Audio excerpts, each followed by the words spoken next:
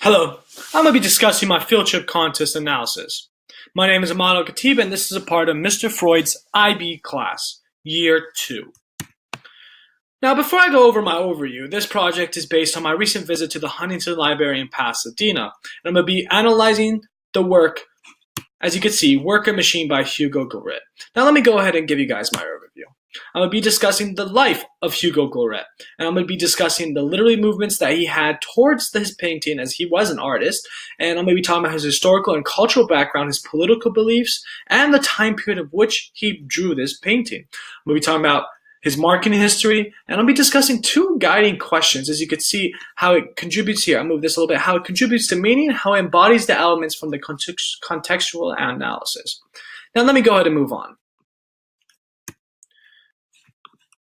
This is the worker machine.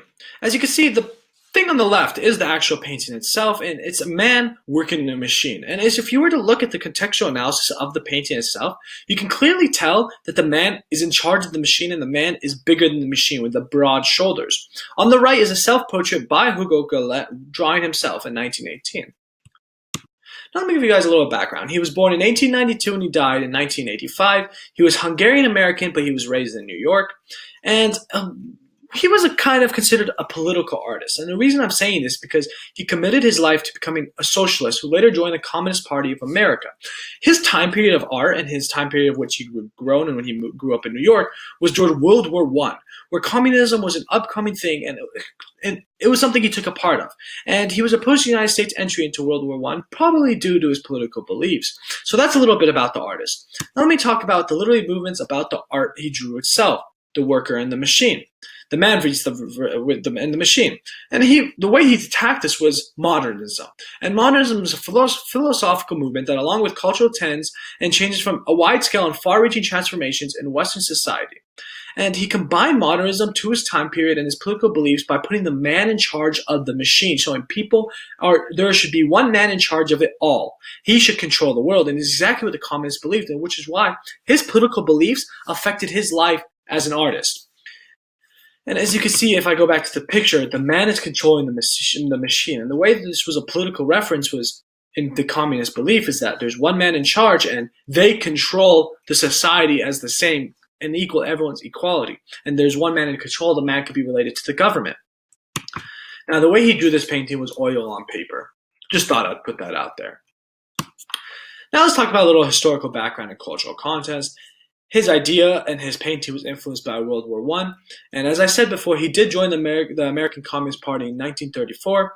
And the war and his political views led to make the man greater than the machine, to show the cultural contrast of men in the real world. And how, as I described before, men controlling other things.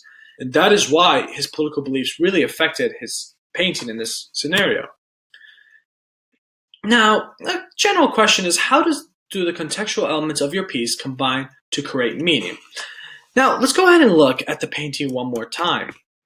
As you can see, it's a man. He's holding a little wrench, and it looks like he's working the machine. You can tell by his broad shoulders and his muscular body type that he's in charge of the machine. He's bigger than the machine, and the painting kind of focuses on the man. Now, if we were to go back over here, during the war, the heroic factory worker was a common subject, and it received government credit. So, other than the communist belief, there's another route, and you can contextualize this painting, is the fact that, Hugo Gloret based this painting on to receive government credit that man-controlled machine, because this was also time of the Industrial Revolution, where machines started taking over the world. People began losing their jobs. How today's day we think robots are going to be taking our job. This time it was industrial, and people wanted to prove that men and humans are greater than machines, and this is exactly what this painting articulates.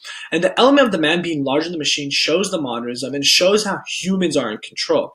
So that is basically how the contextual elements of your piece are combined to create meaning. It's the man and the machine. They verse each other. Which one is stronger? And the way Hugo went about it was the man is greater. Now, a little conclusion I'd like to discuss is the worker and the machine. That's basically what this project was about by Hugo Gloret.